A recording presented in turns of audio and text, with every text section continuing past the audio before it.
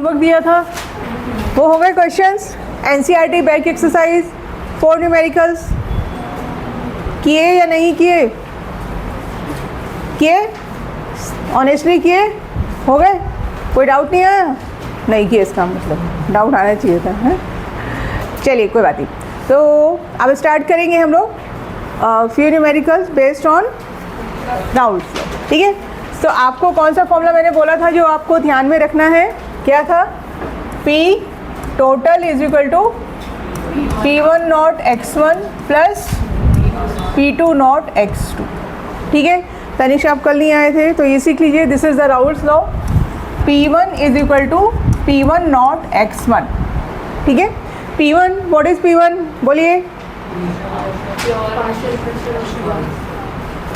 Vapour pressure of the solution, ठीक है? Vapour pressure of the solution, ये जो प्रेशर है किसका है? वेपर प्रेशर ऑफ सॉल्यूशन, ठीक?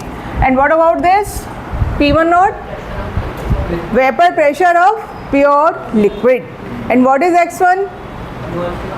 मोल fraction of component 1।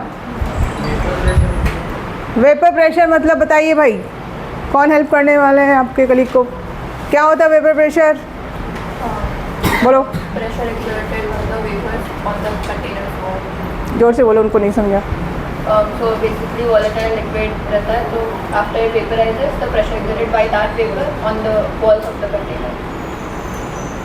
It is the pressure exerted by the vapor of a liquid when it is in equilibrium with liquid phase, ठीक है? When it is in equilibrium with the liquid phase, equilibrium maintain होना चाहिए तभी आपको कोई भी quantity fix मिलती है, ठीक है? सॉल्युबिलिटी भी इक्विलिब्रियम पे मिली आपको, मेल्टिंग पॉइंट भी इक्विलिब्रियम पे मिलता है, बॉइलिंग पॉइंट भी इक्विलिब्रियम पे मिलता है। व्हेन फेज ट्रांजिशन जब होता है, इक्विलिब्रियम मेंटेन होता है, तब कोई ना कोई आपको क्वांटिटी एक फिक्स मिलती है, ठीक है? और x1 क्या है? मोल फ्रैक्शन, ठीक?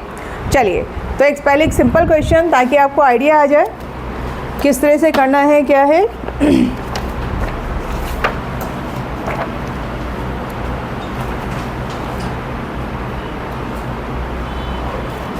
चलिए, so I am not writing the statement, simple आपको मैं बस बता रही हूँ तो आप समझिए।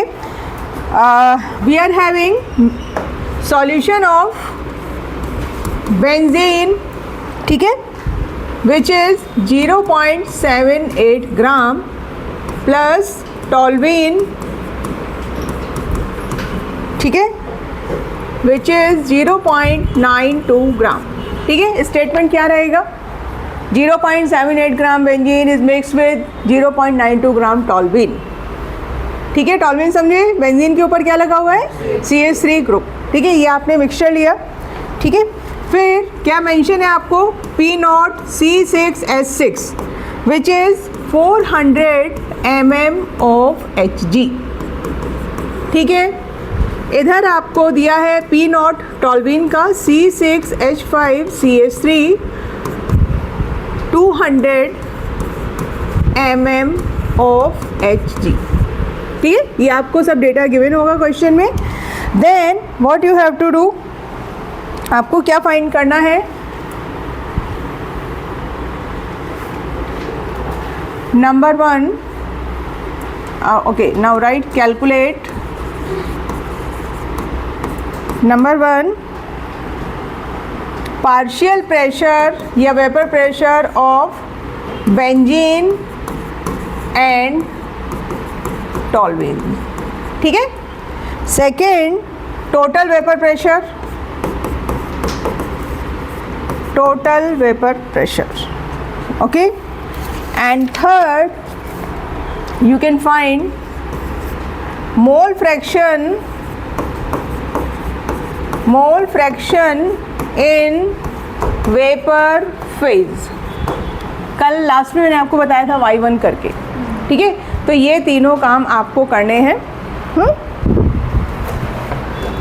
मेरी हेल्प की ज़रूरत है या आप खुद ट्राई करेंगे? एक बार सोचिए आपकी रिक्वायरमेंट क्या है। We need to apply this formula, okay? समझिएगा। तो आपको किसकी ज़रूरत है? यहाँ पर you are having this P1 not है यहाँ पे, किसी एक को 1 कंसीडर कर सकते हो ना, बेंजीन को 1 कंसीडर कर लो, P1 नॉट है, आपके पास क्या है, P2 नॉट है. What about this X1? We can calculate, but before X1 what you have to do? क्या दिया उसने? ग्राम दिया हुआ है. पहले क्या निकालोगे?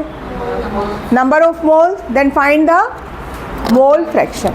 चलिए, मोलर मास आपको बता दूं, बेंजीन हमने कैलकुलेट किया था 78, और ये भी आपका शायद ये भी 1 मोल ही आएगा.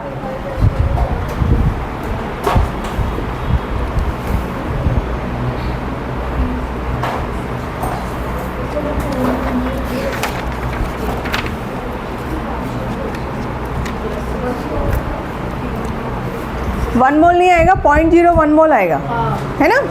नंबर ऑफ मोल्स कितने आएंगे यहाँ पर? 0.01 mole. Once you get the number of moles, find the mole fraction. नहीं, बेंजीन का मोलर मास 78 है ना, तो ये नंबर ऑफ मोल्स 0.01, 1 नहीं 0.01. बेंजीन 78, टॉलविन 92. हाँ हाँ ठीक है, अब आप आगे का काम कर सकते हो. हाँ आदित्य, समझा? जितना उसमें क्वांटिटी मेंशन है ना वही मोलर मास है. तो नंबर ऑफ मोल्स निकालो, फिर मोल फ्रैक्शन निकालो 0.1.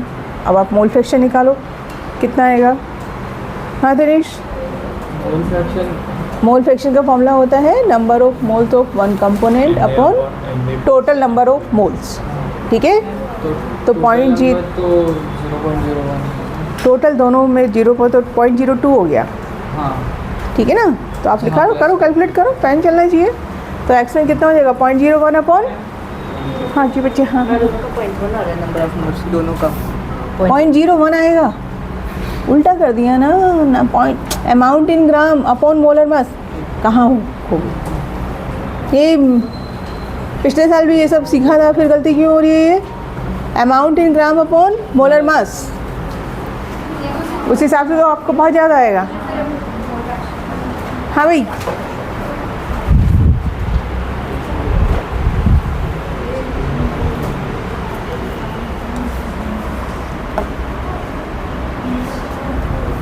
देखिए पूरा ही चालू.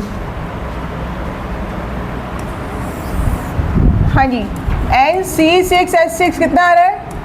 0.01. एंड C6H5CH3 कितना आ रहा है? 0.01.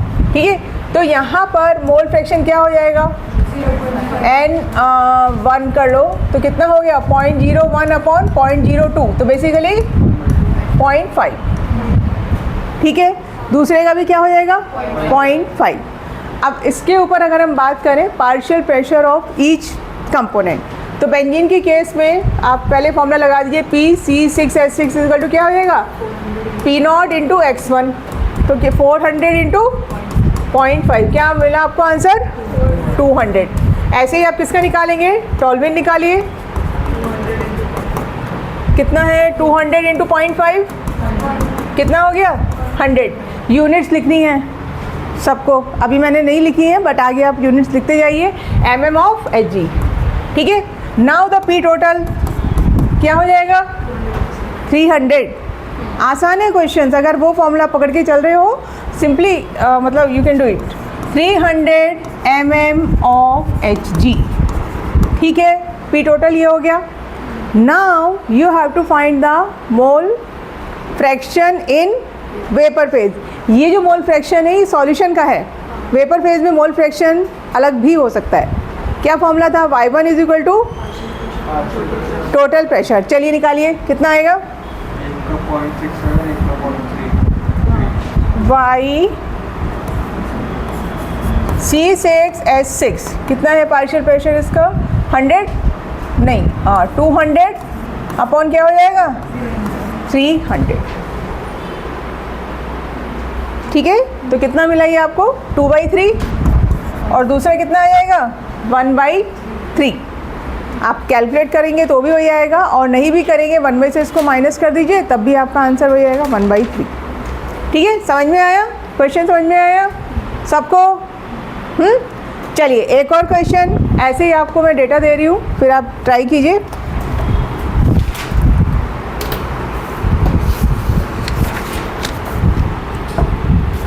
Okay, this time we are having mixture of ethanol and methanol.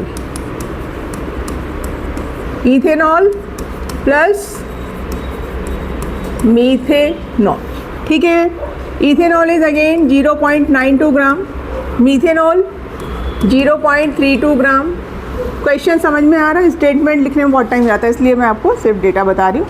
आपने मिक्सचर लिया है, ठीक है, P not E 55 mm of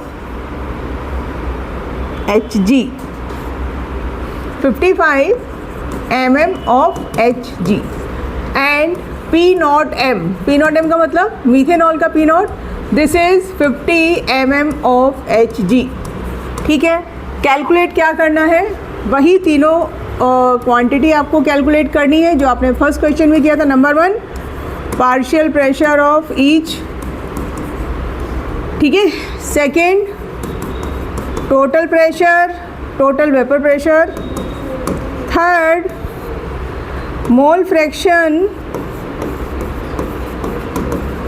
in vapour phase. हो गया? अरे वाह, दिखाओ क्या है आंसर। ये इनके प्रेशर का है 1.1, 0.4, टोटल 1.6 हो जाएगा। फिर वेपर फेज 1.1 अपॉन 1.6 से 0.68 आएगा, फिर बाकी का तो 0.32 होगा। ठीक है,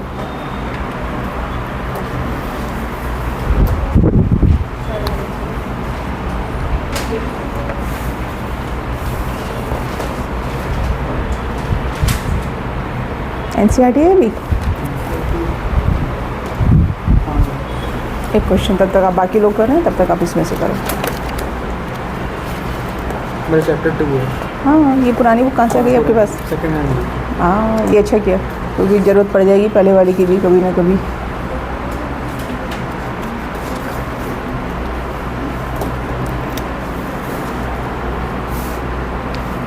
इसमें क्वेश्चन हेप्टेन वाला है, कहाँ है? ये रहा क्वेश्चन नंबर 2.16। देखो, इसको ट्राई करो। हो गया भाई? थोड़ा सा स्पीड अप कीजिए। मोलर मास कितना निकाला इथेनॉल? 46। कितना मोलर मास इथेनॉल का? 46 आएगा। हाँ, मुझे 33 समझा मैंने, 46।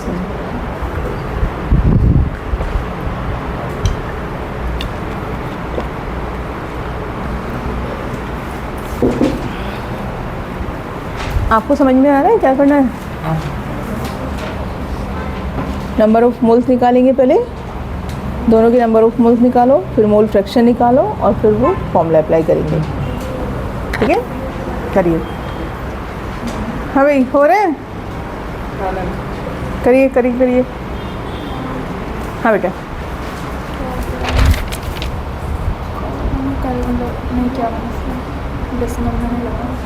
ठीक है, चलेगा। हाँ, वाई निकालो, ठीक है।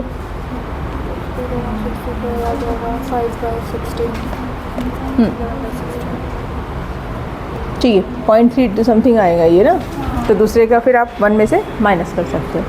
अब एनसीईआरटी बुक से करो पीछे से क्वेश्चन, एन हेप्टेन वाला है, 2.16 है शायद नंबर, देखने का। हाँ, हेप्टेन ही वाला करेक्ट है। If you are done with this question, try to solve question number 2.16. हाँ, कन्वर्जन होता है पास्कल और एमजी का, वैसा होता है ना, 1 pascal is equal to 760 mm of Hg. 1 pascal या फिर 1 ATM। 1 ATM है ये। और पास्कल का ATM से अप्रॉक्सीमेट सेम ही होता है। 10 टू सेम रहता है, 10 टू द पावर 5। वो क्या रहता है? 1 ATM is equal to 10 to the power 5। इसमें ज़रूरत क्या है लेकिन कन्वर्जन की? ज़रूरत है? नहीं है बस आप किलो पास्कल दिया हुआ है? हाँ नहीं नहीं नहीं, कोई दूसरा। किलो पास्कल में तो किलो पास्कल, आप किलो पास्कल चलने दो, आंसर उसी में रिपोर्ट करो, करता हूँ उसे। है ना, वैसे ही कर लो। जब ज़रूरत ही नहीं है तो फिर क्यों जाना उसको। ठीक है। फिर मैं बता देती हूँ आपको, ATM टू पास्कल मुझे ऐसा ध्यान आ रहा है 10⁵ है।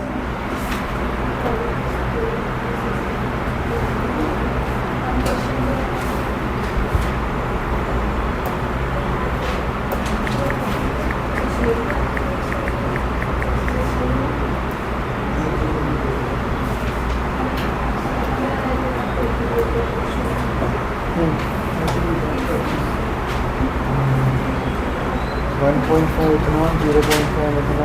ये देखो, मैं अभी बोली थी ना 1 ATM इज़ 1 × 10⁵ पास्कल, है ना। बट इसमें आपको कुछ भी चेंज करने की ज़रूरत नहीं है। Do not convert kilo pascal into pascal, वो भी ज़रूरत नहीं है, आंसर वैसे ही आ जाएगा। हाँ भाई, आंसर मैं लिख रही हूँ, आप मैच कीजिए, आपका आंसर करेक्ट आ रहा है क्या? Here number of moles of ethanol मिलेंगे आपको 0.02, ठीक है। Number of moles of methanol should be 0.01, ठीक। उसके बाद partial pressure of ethanol should be 55 × 2/3, ठीक है। तो it will be around 36.6। PM कितना आएगा आपका 50 × 1/3, तो ये हो जाएगा आपका 16.65। दोनों को ऐड करेंगे, you will find the P total, ठीक है। उसके बाद मोल फ्रैक्शन अगर मैं आपसे बात करूं, YE this should be 36.6 upon P total, जो भी आपकी वैल्यू आएगी कितनी 53 समथिंग, ये, ठीक है। तो ये आएगा आपका अप्रॉक्सीमेट 0.68। एक को ही कैलकुलेट कीजिए और दूसरे को 1 में से माइनस कर दो, दोनों में 0.7, ठीक है, उतना चलेगा, 0.7 थोड़ा। सबका यही आंसर आ रहा है? कुछ गलत हो रहा है यहाँ पे तो बताइए, कोई स्टेप जो आपको नहीं समझ में आ रहा है बोलिए, ठीक है। Now come to the question number 2.16 NCERT book back exercise. Heptane octane वाला क्वेश्चन है, वो देखिए। Back exercise question number 2.16।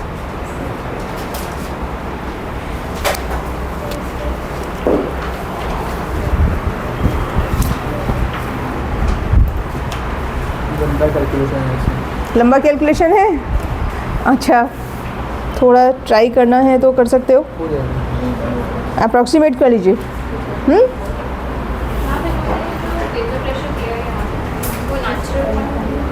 क्या है मतलब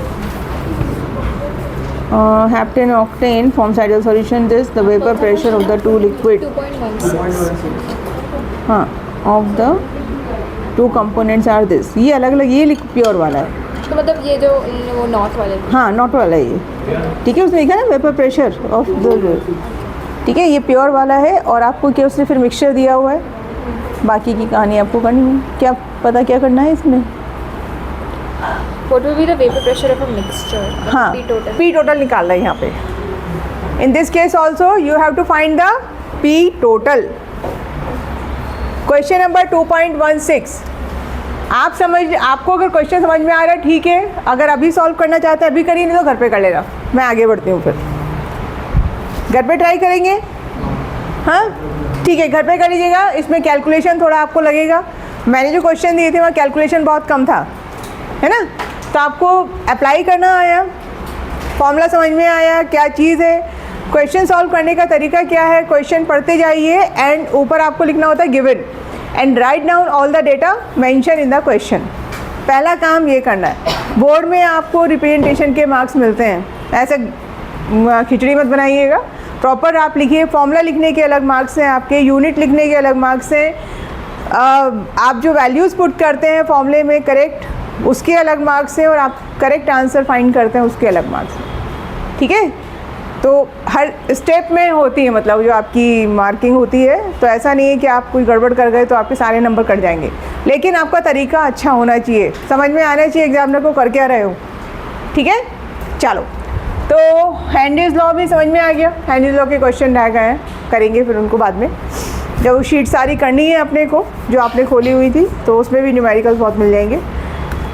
चलो अब हमारा नेक्स्ट टॉपिक आएगा, आपकी बुक में दिया हुआ है relative lowering of vapour pressure. मैं पहले आपको बता रही हूँ कॉलीगेटिव प्रॉपर्टीज।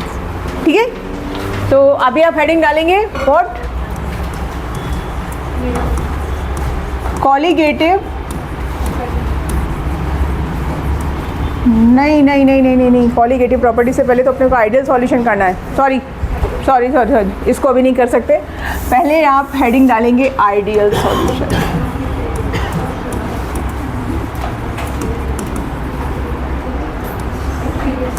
ठीक है, आइडियल सॉल्यूशंस। ओके, एक आपने आइडियल गैस सीखा था, अब यहाँ पे हम बात कर रहे हैं किसकी, आइडियल सॉल्यूशंस। ठीक है, अब ध्यान से पहले आप इसका डेफिनेशन नोट कर लीजिए। आइडियल सॉल्यूशंस, सॉल्यूशन मतलब कंपोनेंट्स उसमें मोर देन वन, वरना सॉल्यूशन नहीं रहेगा।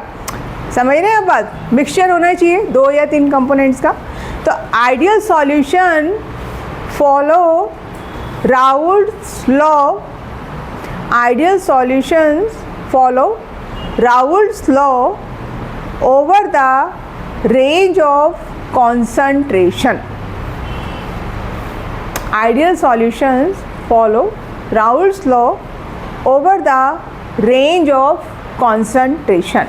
ठीक है, सेकेंड पॉइंट आप यहाँ पे लिखेंगे delta H of mixing in case of ideal solution, delta H of mixing should be 0, delta H of mixing. ठीक है, delta V volume of mixing should be 0। समझिए आप इस बात को। डेल्टा एच ऑफ मिक्सिंग का मतलब क्या है कि आप डेल्टा एच क्या है पहले ये बताइए।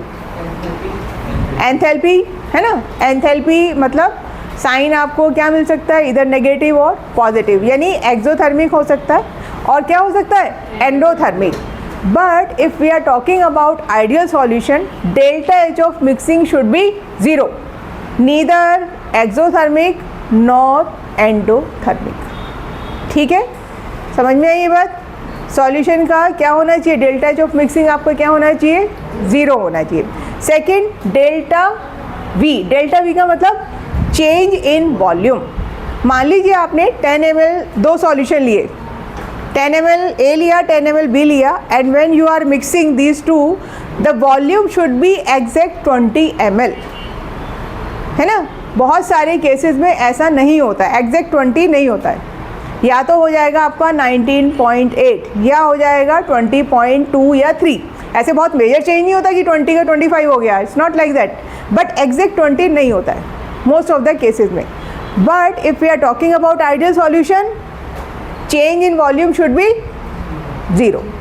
तो आपको कंडीशन ये समझिए आप आइडियल सॉल्यूशन की क्या है, क्या समझे आप, उसको क्या फॉलो करना है, राउल्ट्स लॉ फॉलो करना है, और दूसरा क्या करना है, डेल्टा वी ऑफ मिक्सिंग क्या होना चाहिए, 0 होना चाहिए। ये आपका अगर क्वेश्चन आता है what are the ideal solution, तो ये आप डेफिनेशन लिख के आएंगे, फिर इसके एग्जाम्पल लिखेंगे। एग्जाम्पल, हाँ आपको एग्जाम्पल याद करने पड़ेंगे क्योंकि अभी आगे नॉन आइडियल भी आ रहे हैं, तो इसका मैं आपको एक ट्रिक बताती हूँ।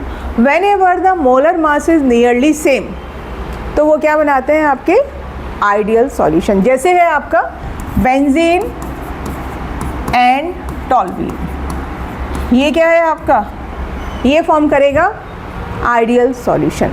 ठीक है, एक क्या है ये CHCl3 क्लोरोफॉर्म और CHBr3 ब्रोमोफॉर्म, ये क्या करेगा आपका, it will form chloroform, bromoform, या फिर आप और लिख सकते हैं इथेनॉल, मीथेनॉल।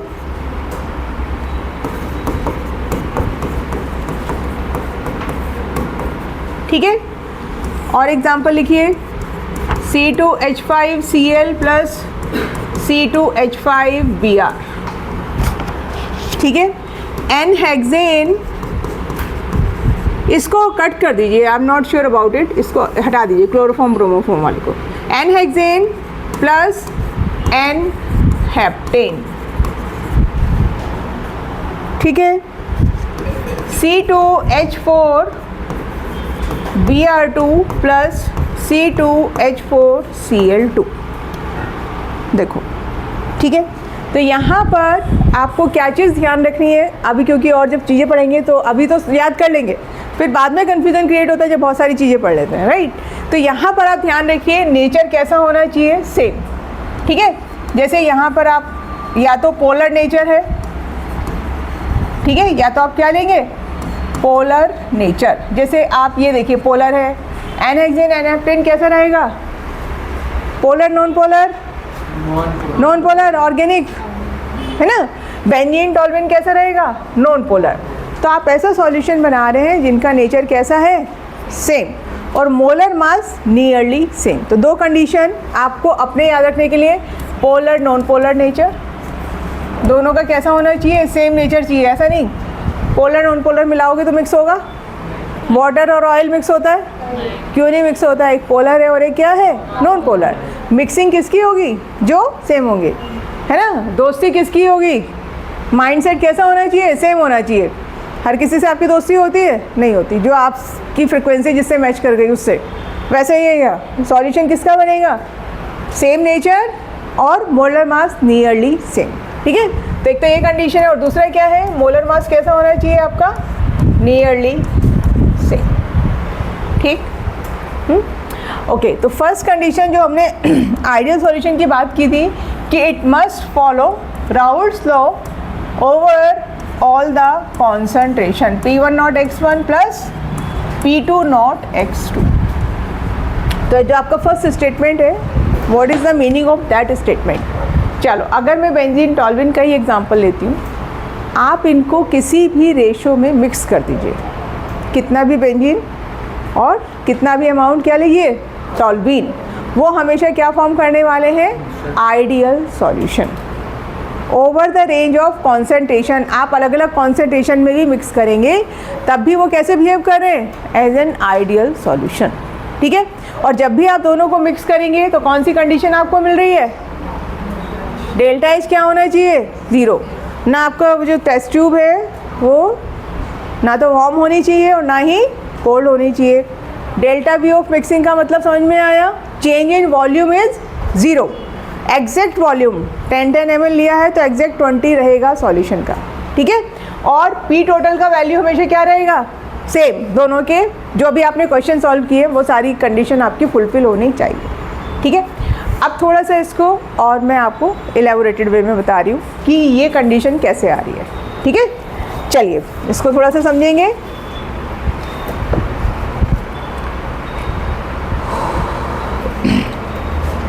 अच्छा, फर्स्ट स्टेटमेंट में एक और लिख लीजिएगा, एक लाइन, एक आपने क्या लिखा, over all the range of concentration and all the temperature. Temperature पर भी, सारे टेम्परेचर पर भी ये काम होना चाहिए।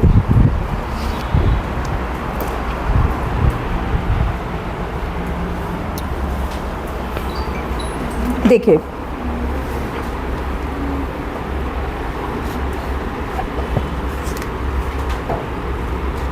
अभी मैं आपसे बात कर रही हूँ, जैसे ओके, फर्स्ट फैक्टर हमने आइडियल के केस में सीखा, delta H should be zero.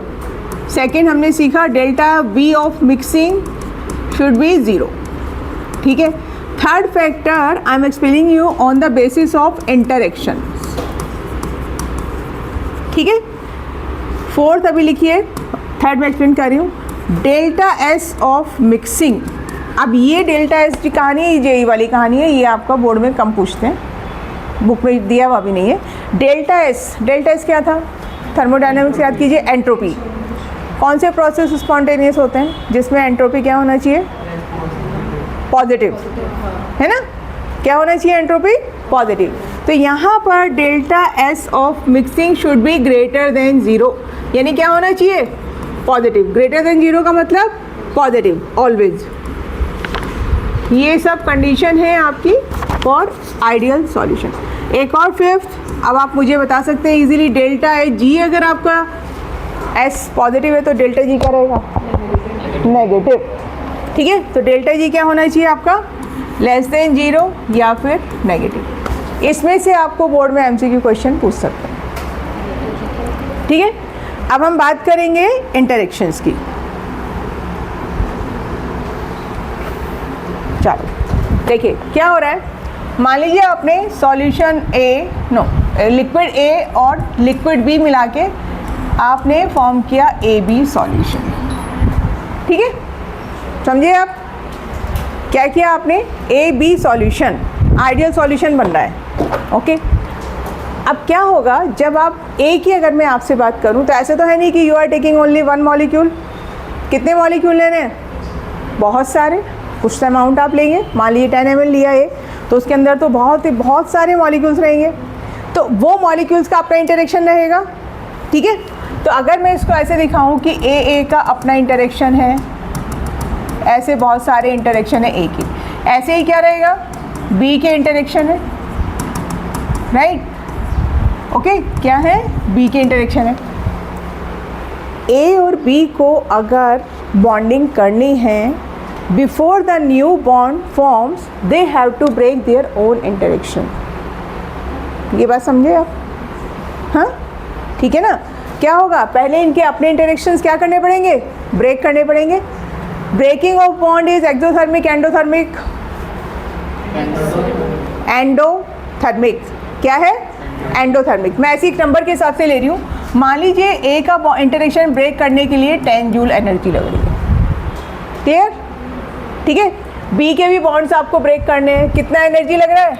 10 joule, यानी 10 जूल एनर्जी आप यूज़ कर रहे हैं इंटरेक्शंस को ब्रेक करने के लिए। ठीक है, एंड इन दिस केस यानी प्रोडक्ट की अगर बात करें या मिक्सचर सॉल्यूशन की बात करें, so there will be new bond formation between A and B. Bond formation is exothermic. जब नए बॉन्ड बनते हैं तो एनर्जी रिलीज होती है। तो इन दिस केस अगर आपका यहाँ एनर्जी रिलीज हो रही है तो वो रिलीज हो रही है 20 जूल। ठीक है, तो इसका मतलब क्या हुआ? 10 joule plus 10 joule is equal to क्या हुआ? 20 जूल। तो यहाँ पर आपको हीट चेंज क्या मिलेगा? 0। जितनी एनर्जी रिलीज हुई या आप बोलिए जितनी एनर्जी एब्जॉर्ब हुई बॉन्ड ब्रेक करने में, उतनी एनर्जी क्या हो गई? रिलीज हो गई। थर्मोडायनामिक्स पढ़ के आए थे ना, अगर आपको याद हो डेल्टा एच हम कैसे निकालते थे? Delta H of reaction, total enthalpy of product minus total enthalpy of reactant. याद आया? वही काम है ये। ठीक है, तो एनर्जी कहाँ यूज़ हो रही है? इंटरेक्शंस ब्रेक करने में। समझे आप? जितना यहाँ पर, यानी आप ऐसे समझिए इसको, अगर मैंने LHS कहा and this is RHS, so the total change of LHS is equal to the, या total energy required in LHS is equal to the total energy released in RHS। तो अगर आप यहाँ पे डेल्टा एच निकालेंगे तो क्या हो जाएगा? डेल्टा एच क्या हो जाएगा? प्रोडक्ट का कितना है? 20, रिएक्टेंट कितना है? 20। तो फाइनली चेंज आपको क्या मिला? 0। अब अगर ये इंटरेक्शंस में एनर्जी चेंज इक्वल नहीं है तब आपकी रिएक्शन क्या हो जाएगी? ईदर एक्सोथर्मिक और एंडोथर्मिक। समझे आप? एक्सोथर्मिक एंडोथर्मिक टर्म कैसे आ रहा है? अगर रिएक्टेंट का एनर्जी अलग है, प्रोडक्ट का एनर्जी अलग है, तो आपको डेफिनेटली क्या मिलेगा? Exothermic endothermic. अगर दोनों तरफ सेम है, नीदर एंडोथर्मिक नोर एक्सोथर्मिक। तो आइडियल सॉल्यूशन के लिए हमारी कंडीशन क्या मिली? Delta H should be 0। तो उसके लिए इंटरेक्शंस अब हम कैसे लिखेंगे ये समझिए। हम लिखेंगे AA interactions and BB interactions are equal to AB interactions. ठीक है, this is the condition for ideal solution. तो आपको 5 कंडीशंस मिली फॉर आइडियल सॉल्यूशन। समझ में आया? ये बहुत इंपॉर्टेंट पार्ट है, क्योंकि अब आगे ये नहीं समझा तो फिर आगे प्रॉब्लम होगी, इसलिए अभी नहीं समझ में आ रहा है तो आप मुझे बता सकते हैं। आइडियल सॉल्यूशन के केस में AA BB interaction should be equal to A B interaction. अब ये ए बी बी को आप और रिफाइंड वे में कैसे लिख सकते हैं? Solute solute and solvent solvent interactions are equal to the solute solvent interactions। समझे? ए को क्या हमने कंसीडर किया है? सॉल्यूट। बी को कंसीडर कीजिए सॉल्वेंट। तो ये solute solute solvent solvent should be equal to solute solvent. Mathematics आ गया है ना? ठीक है, यहाँ तक कोई कंफ्यूजन, कोई प्रॉब्लम?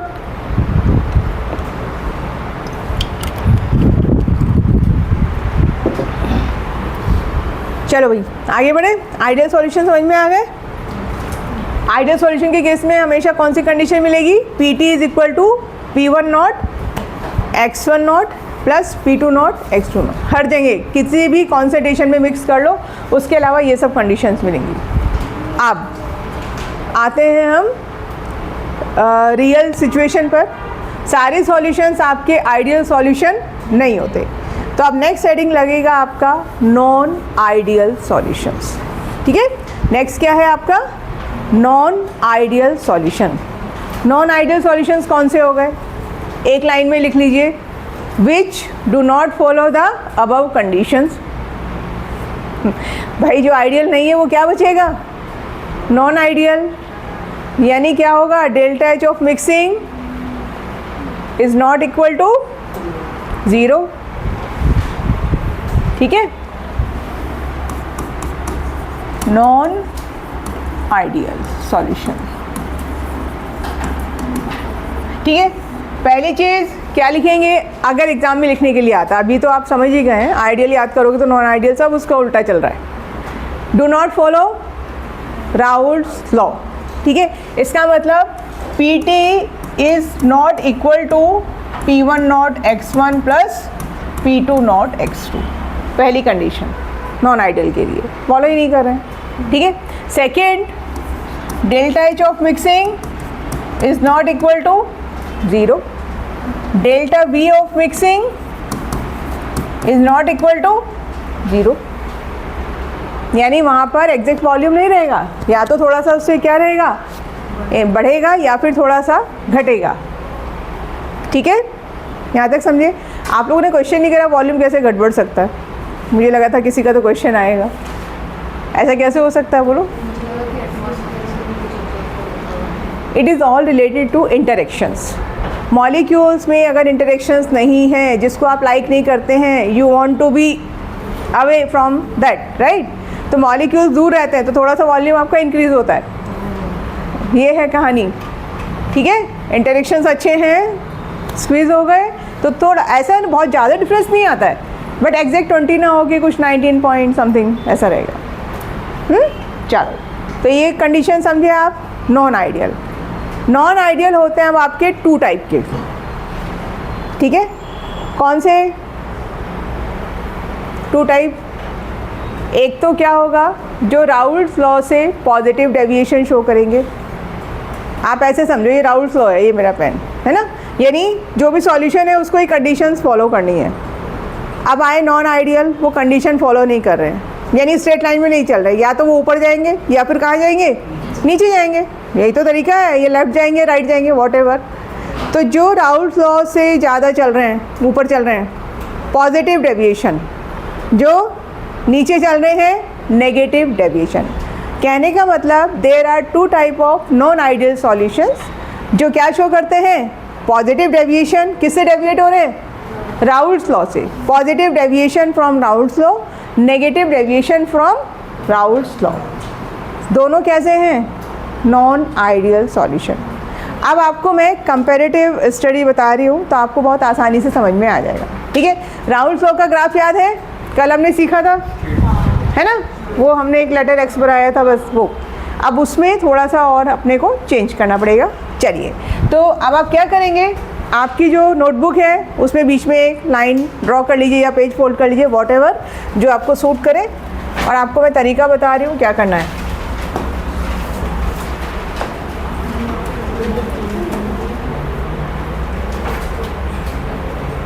जिसको कैसे घुमाते हैं,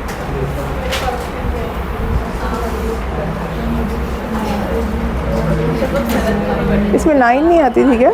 शेड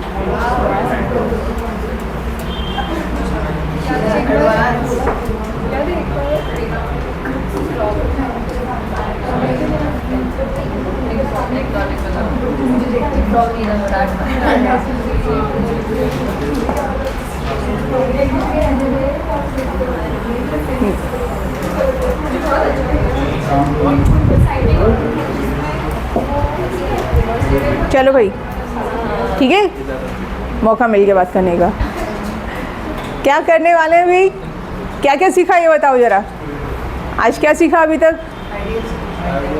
आइडियल सॉल्यूशन, फिर नॉन आइडियल, और अब आप नॉन आइडियल के टाइप सीखने वाले हैं, ठीक है। तो उसमें पहले मैं आपको बता रही हूँ, इधर फर्स्ट हम लिखेंगे पॉजिटिव डेविएशन, ठीक है, और नेक्स्ट हम लिखेंगे नेगेटिव डेविएशन। ये आपका क्वेश्चन पूछा जाता है, एक्सप्लेन करने के लिए आता है, थ्योरी क्वेश्चन ये एग्जाम में, ठीक है। अब देखो इसकी ट्रिक क्या है, ट्रिक समझ लीजिए इसको याद करने के लिए। पॉजिटिव डेविएशन में सब कुछ पॉजिटिव चलेगा, ठीक है।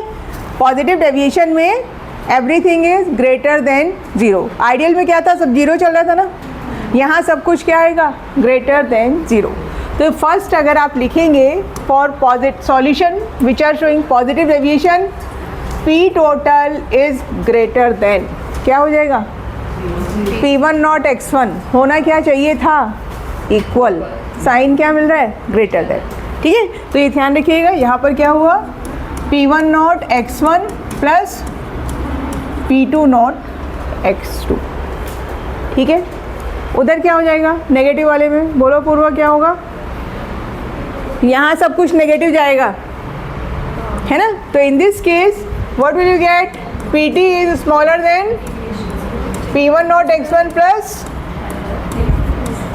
बातें मत कीजिए, मेरे से बात करो, जिसको जो पूछना है करना है, वरना फिर समझ में नहीं आएगा। अभी आप अच्छे से फोकस होकर पढ़ लेंगे ना, तो आपका 50% काम ख़त्म। थोड़ा सा घर जाके रिवाइज कर लोगे, बस बोर्ड तक के लिए तैयारी हो जाएगी। पर कंडीशन है चुप बैठ के समझ लो, बातें बाद में करना। देखो मैंने क्या बोला, पॉजिटिव के लिए एवरीथिंग इज पॉजिटिव, तो ये साइन आपको क्या मिल रहा है, ग्रेटर। सेकेंड, अगर हम बात करेंगे what about the delta H of mixing, क्या हो जाएगा, ग्रेटर देन जीरो, हाँ। ग्रेटर देन जीरो का मतलब क्या हो गया, एंडोथर्मिक, ठीक है। आप ब्रैकेट में लिख भी सकते हैं, क्या हो गया ये, endothermic. Here delta H of mixing is less than zero, यानी साइन क्या हो गया, नेगेटिव, और क्या हो गया, एक्सोथर्मिक, ठीक है। Third, delta V of mixing greater than zero, volume क्या हो जाएगा, यहाँ पर इंक्रीज हो गया, ठीक है। Here delta V of mixing less than zero, देखो यहाँ पर वॉल्यूम आपको क्या हो गया है, कम हो गया है।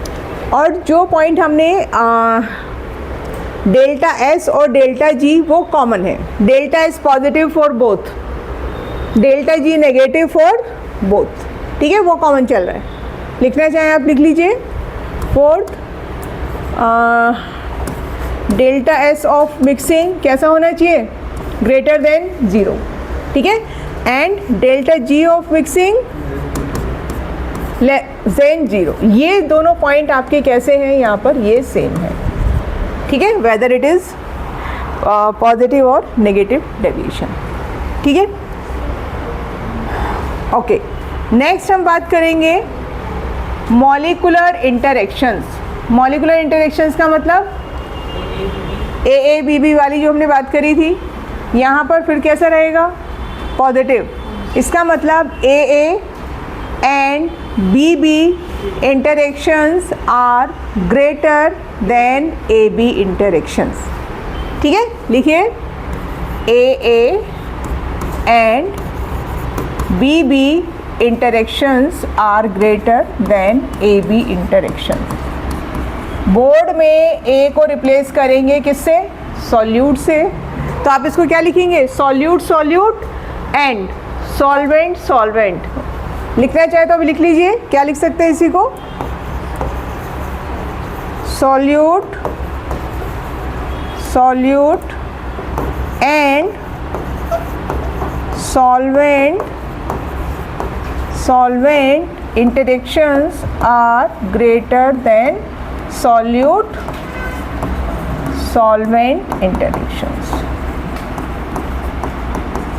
ठीक है, पॉजिटिव याद रखना आसान है, सब कुछ यहाँ पर क्या चल रहा है, पॉजिटिव ही चल रहा है, ग्रेटर देन। यहाँ पर कहानी क्या हो गई, रिवर्स हो गई। यहाँ आप क्या लिखेंगे, A and BB interactions are lesser than AB interactions। Exam में क्वेश्चन आए तो इनको स्टेटमेंट की फॉर्म में लिख के आना। अभी तो आपका शॉर्टकट चल रहा है, ठीक है, समझे?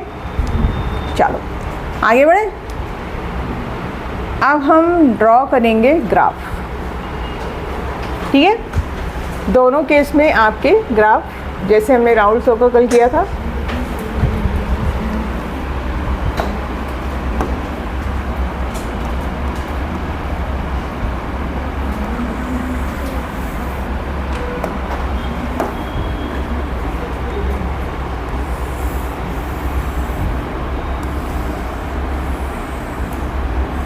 पहले दोनों साइड आप normal round slow graph draw कर लीजिए, ठीक है, दोनों साइड पे जो आपका नॉर्मल वाला था।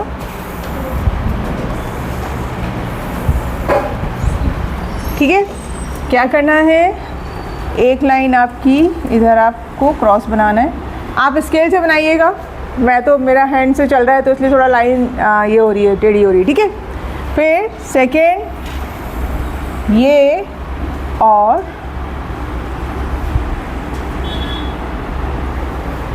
ठीक है, इधर बनाइए।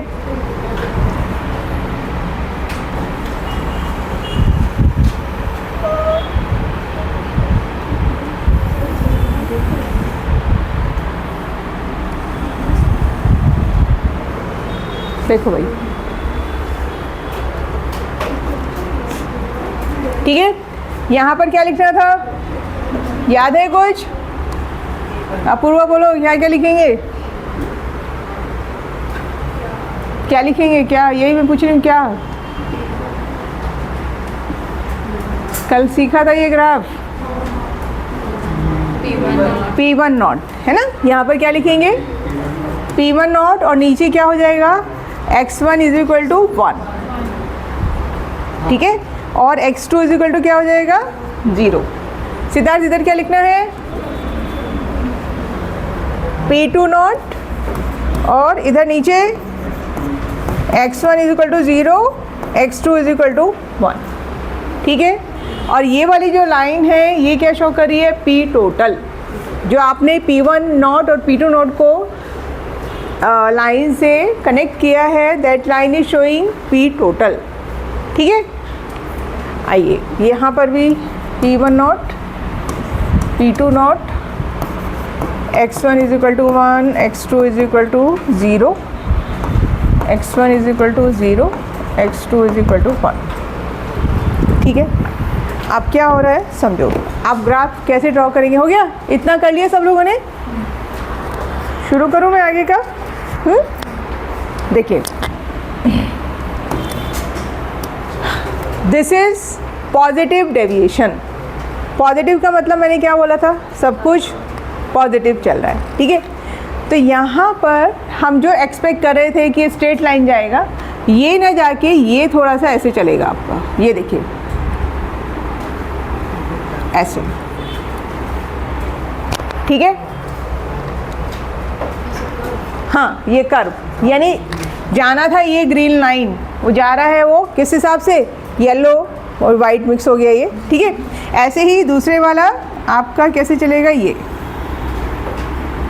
देखिए, ये क्या है आपका पॉजिटिव डेविएशन, ऊपर चल रहा है। ऐसे ध्यान रखो, लाइन में चलना था, लाइन से ऊपर अगर जा रहा है तो क्या है, पॉजिटिव डेविएशन। तो P टोटल भी क्या हो जाएगा, दोनों के अपने पार्शियल प्रेशर क्या हो गए, इंक्रीज हो गए, तो P टोटल भी क्या होगा, ग्रेटर। तो ये आपका P टोटल भी कैसे चलेगा, ये भी ऐसे ही जाएगा। देखिए, this graph belongs to positive deviation, है ना। हमारी कंडीशन कौन सी हम एक्सपेक्ट कर रहे थे, ग्रीन लाइन वाली, ये थी हमारी। इसको हम बोलेंगे पी टोटल। अब पी टोटल तो मिल नहीं रहा है, अब इसको बोलेंगे आप पी ऑब्जर्व। आप ऑब्जर्व कौन सा कर रहे हैं, येलो लाइन वाला। एक्सपेक्टेड कौन सा था, ग्रीन लाइन वाला, स्ट्रेट लाइन वाला। ठीक है, यहाँ पे क्या होगा, कैन यू गेस क्या हो जाएगा। यहाँ सब लाइन से नीचे चल रहा है, तो कुछ रटने वाली चीज़ है ही नहीं। ये लो, ये सब लाइन से नीचे कर दो इसको, ये भी लाइन से नीचे चला आपका। ठीक है, तो पी ऑब्जर्व वाला भी क्या हो जाएगा, लाइन से नीचे जाएगा। ठीक है, राउल्स लॉ का ग्राफ अगर याद है तो इसमें कोई टेंशन नहीं होनी चाहिए। ये लाइन थी हमारी पी टोटल और नीचे वाला क्या है, पी ऑब्जर्व।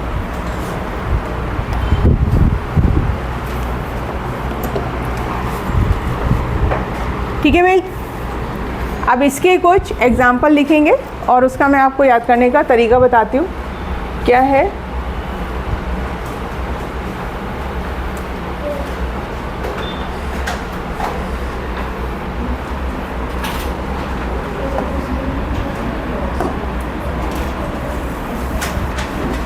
चलिए ठीक है, अभी हम लिखेंगे कुछ example.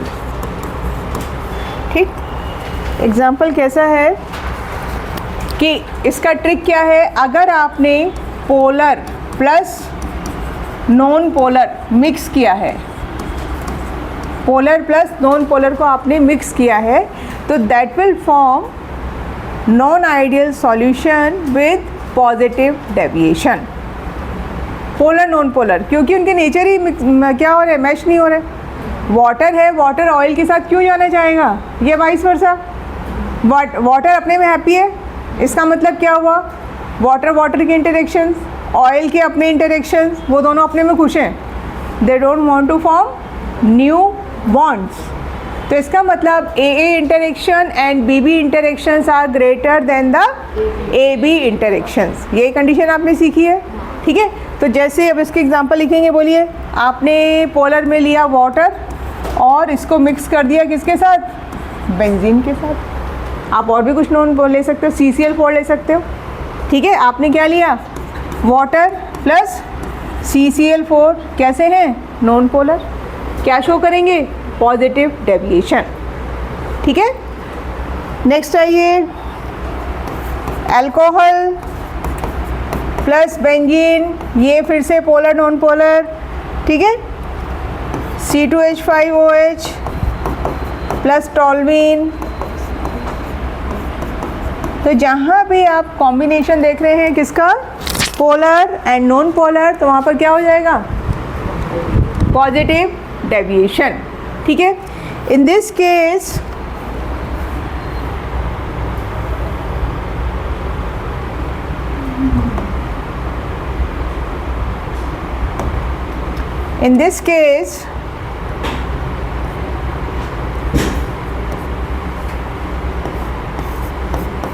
P total is greater then, आपने ऊपर लिखा भी था, क्या हो जाएगा, P1 not x1 plus P2 not x2, और उसको मैं क्या लिख दूँ,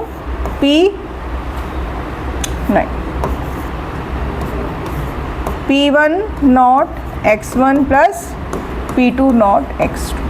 ठीक है, अब एक पॉइंट और लिखिए, कितना आपका ये मैक्सिमम होगा, कितना मैक्सिमम होगा। ठीक है, जो आपका, अब देखो ग्राफ में आपको दो वैल्यू मिल रही थी,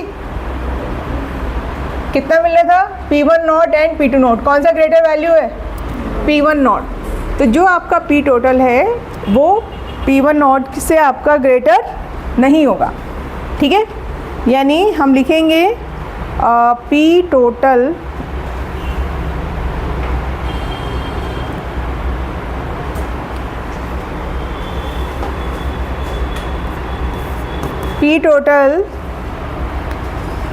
never greater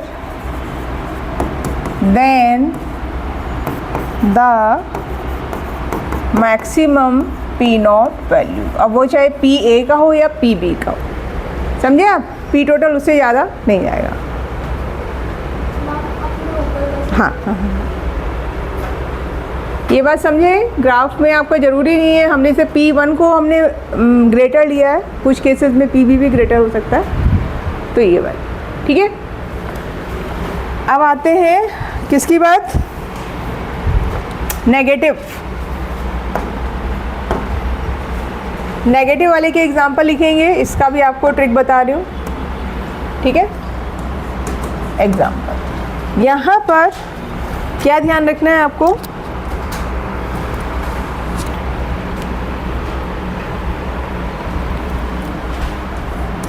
CHCl3 plus CH3C double bond O CH3, क्या लिखा भाई मैंने, ये second compound, what is the name, propanone. First one क्या है, क्लोरोफॉर्म, ठीक है। तो क्या होता है कि जब भी सॉल्यूट और सॉल्वेंट के बीच में कुछ न्यू इंटरेक्शन डेवलप होने का चांस है, जैसे इन this case possibility of hydrogen bonding, possibility of hydrogen bonding, तो वहाँ पर फिर क्या शो करेगा, नेगेटिव इंटरेक्शन। वो कंडीशन क्या थी, पोलर नॉन पोलर, अपने अपने में मस्त थे, है ना। एक वियर्ड से एग्जांपल देती हूँ आपको, शायद और समझ में आएगा। यहाँ पर क्या है, इस केस में क्या हो रहा है, देखो कैसे हाइड्रोजन बॉन्डिंग आ रही है, ClCH, ClCl, ये क्लोरोफॉर्म का स्ट्रक्चर लिखा है, O डबल बॉन्ड CH3, ये देखो। तो ये यहाँ पर क्या हुआ, एक्स्ट्रा एट्रैक्टिव फोर्सेस, आप इसको क्या बोलने वाले हैं, दिस इज हाइड्रोजन बॉन्डिंग। क्या मिल रहा है आपको यहाँ पर, हाइड्रोजन बॉन्डिंग। तो अगर कुछ ऐसा पॉसिबल है तो वहाँ पर हमेशा क्या मिलेगा आपको, नेगेटिव डेविएशन, ठीक है। क्या मिलेगा हमेशा, नेगेटिव डेविएशन। तो इसका आप जनरल लिख सकते हैं कि कुछ इस तरह की सिचुएशन हो गई, यानी जैसे मैंने क्लोरोफॉर्म का एग्जांपल लिया है, ब्रोमोफॉर्म हो, आयोडोफॉर्म हो, कुछ भी आपका हो सकता है, CHX3, X क्या है यहाँ पर, हेलोजन, ठीक है। और इस तरफ आपका कोई भी ऑक्सीजन नाइट्रोजन कंटेनिंग कंपाउंड, क्योंकि आपके कौन से 3 एलिमेंट्स इन्वॉल्व हैं हाइड्रोजन बॉन्डिंग में, बोलिए, है ना, फ्लोरीन, ऑक्सीजन एंड नाइट्रोजन। तो उस तरह की अगर सिचुएशन आपको मिल रही है तो क्या होगा, नेगेटिव डेविएशन, ठीक है। एक और एग्जांपल लिखेंगे, CHCl3 प्लस CH3NH2। यहाँ पर आपका 1 degree amine, 2 degree amine, 3 degree amine कुछ भी हो सकता है। Are you getting it? जहाँ पे प्रॉब्लम है, जो नहीं समझ में आ रहा है पूछ लीजिए, ठीक है। अच्छा, एक तो इसका ये था, और दूसरा एक और है, whenever you mix acid and water, ये ध्यान रखिएगा, एसिड प्लस वाटर,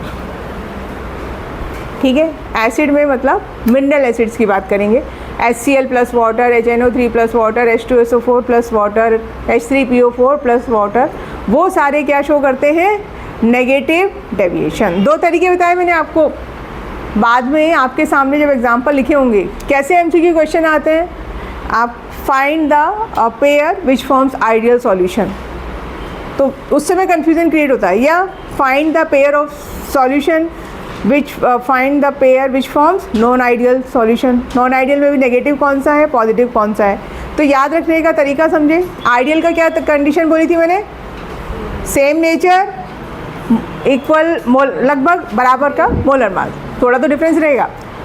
पॉजिटिव की कंडीशन क्या समझे, पोलर, नॉन पोलर, नॉन, और नेगेटिव का क्या है, 2 कंडीशन बोली है, या तो हाइड्रोजन बॉन्डिंग बन रही होगी, या फिर क्या रहेगा, एसिड प्लस वाटर, ठीक है।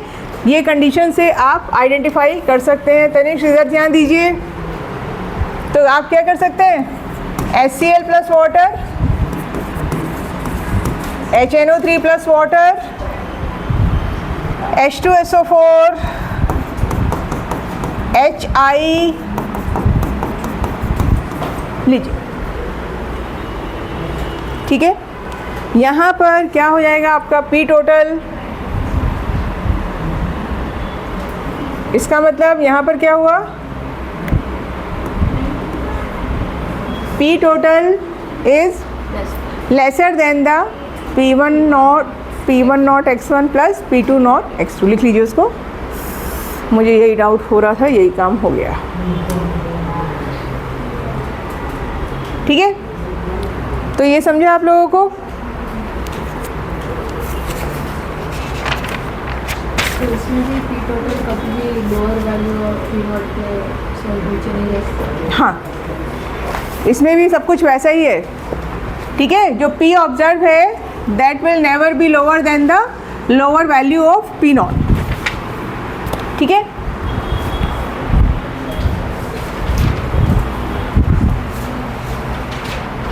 चलो अभी 5 मिनट का ब्रेक लोगे, फिर उसके बाद स्टार्ट करते हैं आगे का। हाँ, पानी वानी पी लीजिए।